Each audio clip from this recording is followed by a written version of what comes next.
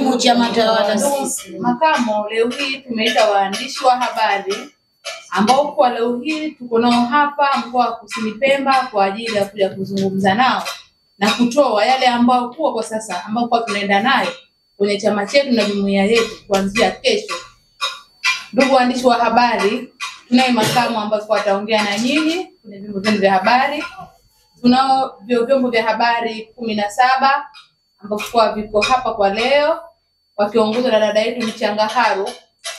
Kwa hiyo ndugu makamo, na kuomba waandishi hawa wako tayari kwa ajili ya kusikiliza kile ambacho kwa tumewaitia leo hii. Kidumu Chama cha Mapinduzi. Kidumu chama tawala sisi. Wanahabari, asalamu alaykum. Tukijaliwa tarehe 28 kesho ni siku ambayo Chama cha Mapinduzi kimeagiza kwa mujibu wa kanuni na katiba yetu kwamba ni siku ambayo itakuwa kwa ajili ya uchukuaji wa fomu kwa kugombea nafasi mbalimbali ambazo kesho ni tarehe 28 siku ya Jumamosi. Kwa hiyo nikaona kwa upande sisi wamoja kina mama ambao kama tunavyosema sisi kina mama ndio jeshi kubwa na tuko wengi, kwa tukaamua kwamba basi tuseme chochote ili muweze kujua jinsi gani ambavyo sisi kama kina mama tulivyojipanga katika swala zima la uchukuaji wa fomu.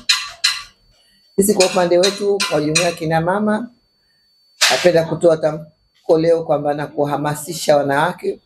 Tunaendelea kuhamasisha kwa sababu muda mrefu katika ziara zetu tulikuwa tunapita kuhamasisha wanawake ili waweze kuchukua fomu kugombea nafasi mbalimbali. Kuanzia nafasi za ubunge, uwakilishi, udiwani. Si kwa viti maalum tu, hata na zaidi tunaelekea katika jimbo kwamba wanawake wajitokeze kuchukua nafasi katika majimbo. Na hili sio matakwa yetu tu lakini ni takwa la utekelezaji wa ilani ambayo katika ukurasa 266 naona 266 267 imeeleza wazi kwamba tunataka sasa kuweko na uwakilishi wa wanawake kwa 50% katika vyombo vya kutunga sheria. Na ndio maana sasa tukasema kwamba sisi umoja kina mama tuhamasishe wanawake ili waende kuchukua fomu wagombee katika majimbo bila ya kuwa na hofu. Na kama mtajua kwamba mara hii kwa mara ya kwanza katika Tanzania tuna tendo la kihistoria kwamba kwa mara ya kwanza tutaweka rais mwanamke madarakani kwa kupigiwa kura. Kwa hiyo sisi wanawake tuna hamasa kubwa kuhakikisha kwamba rais huyu wa Jamhuri ya Muungano wa Tanzania ambaye ni mwanamke mwenzetu, lakini pia na Rais Mwinyi, kwamba hao sasa sisi ndio wagombea wetu ambao tunahitaji kwamba tuweze kuwapa sapoti kubwa, na sapoti kubwa ni kuhakikisha kwamba wanawake wanajitokeza kwa wingi kwenda kuchukua fomu bila ya kuwa na hofu. Na kwa sababu tunaamini kwamba tunakoelekea sasa hivi tunaelekea katika ile kufanikisha sasa azma na lengo la Chama cha Mapinduzi kuhakikisha kwamba wanaingiza wanawake kwa 50% katika vyombo vyote vya kutunga sheria. Kwa hiyo hilo ndio nia na madhumuni ya kukuteni hapa ili nchi iweze kujua, lakini mataifa yaweze kujua kwamba sisi Tanzania tuna safari ya kuelekea sasa ya uwakilishi wa 50% katika vyombo vya kutunga sheria.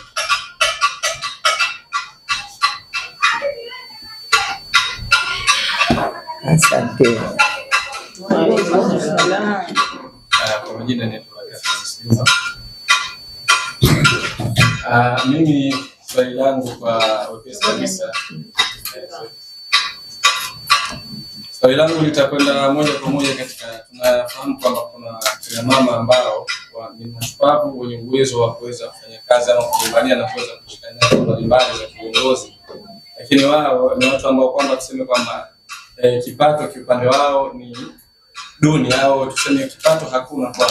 Labda hawa kama Chama cha Mapinduzi mmejipanga vipi kuhakikisha kwamba hata wale ambao wao hawana kipato lakini kwa vile wana uwezo wa kuwa viongozi wazuri baadaye, na maana waweze kupata nafasi kama hiyo kuweza. Labda niseme kwanza, ukiniambia kipato ina maana kwamba labda kwamba umekusudia kwamba mtu hawezi kupata uongozi bila kununua. Hicho kitu sio kweli, kwa sababu hata katika chama chetu tuna katika ambacho tunakipiga vita, kwa sababu imo katika madhumuni ya chama chetu kwamba rushwa ni adui wa haki, sitopokea wala kutoa rushwa. Kwa hiyo yoyote, mimi mwenyewe nataka jitolee mfano. Mimi mwaka 2000 nilikuwa mwakilishi wa viti maalum, na nilifika hapa mpaka nafasi nikapata naibu waziri wa afya kuanzia 2000 mpaka 2005. Lakini nilipata nafasi ile sikutoa hata shilingi, kwa sababu nilikuwa ni mwanamke wa kawaida, lakini nilijipima nikaona kwamba nina uwezo wa kwenda kugombea, na nimekwenda nikawaomba wanawake wenzangu. Hii haijalishi kwamba huna uwezo, kwamba ukose uongozi. Hiyo sio kweli. Na Chama cha Mapinduzi kinakemea rushwa, ndio maana kuna kamati ya maadili ambayo mtu ukionekana tu kwamba una dalili za kutoa rushwa katika ya uchaguzi, unaajibishwa. Kuna watu ambao wamekatwa majina yao, kuna wengine ambao tayari wameshaitwa katika kamati za maadili.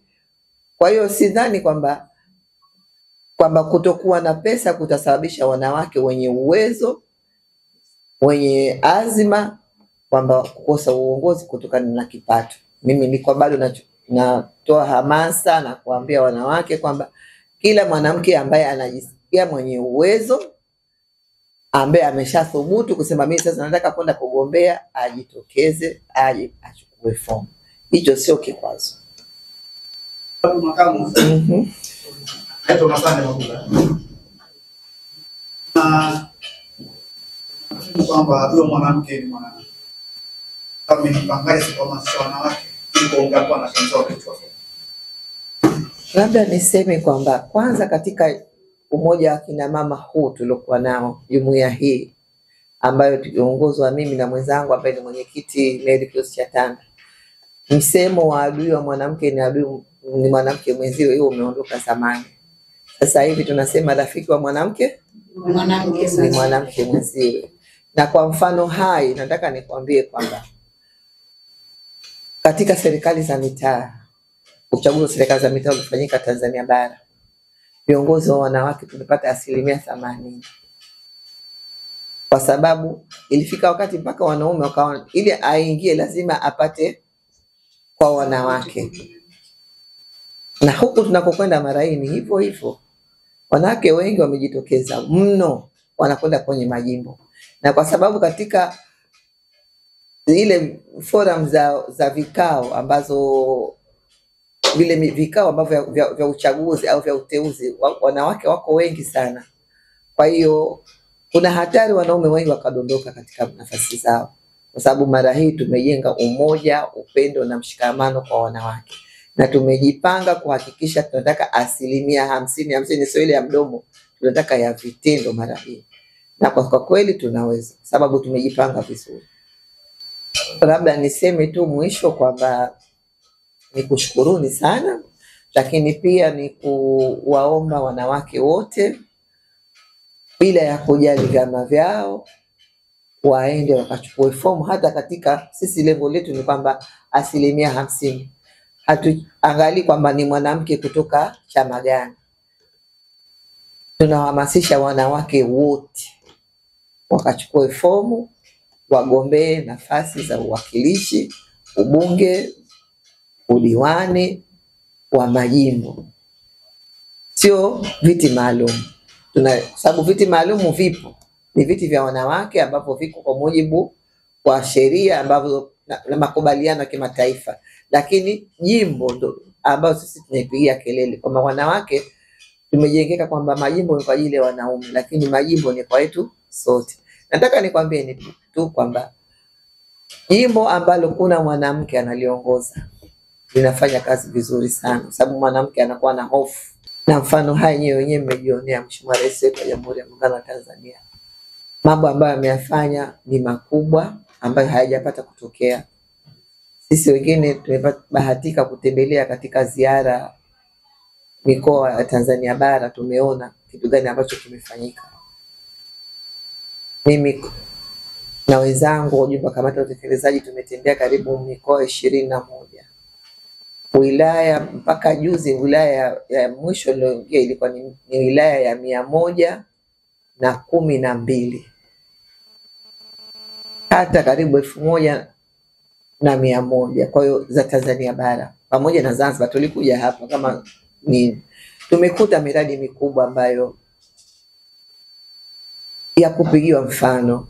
Tuseme tu kwamba utekelezaji wa ilani umekwenda umezidi, sio ile asilimia ambayo tulikuwa tumesema.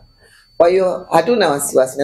Na zamani ilikuwa hasa bara walikuwa wanaona kuongozwa na mwanamke walikuwa na hofu sana, lakini kutokana na mambo mazuri aliyofanya Mheshimiwa Rais wa Jamhuri, kwa hiyo nyewe ni mashuhuda, mnaona jinsi gani anapokwenda katika ziara wananchi wanapotoka na kumpokea, kwa sababu yale mambo mazuri ambayo ameyafanya. Kwa hiyo sidhani kwamba kutakuwa kuna mwanamume ana wasiwasi na kuongozwa na mwanamke, si katika ngazi ya wadi, jimbo mpaka kwenye taifa.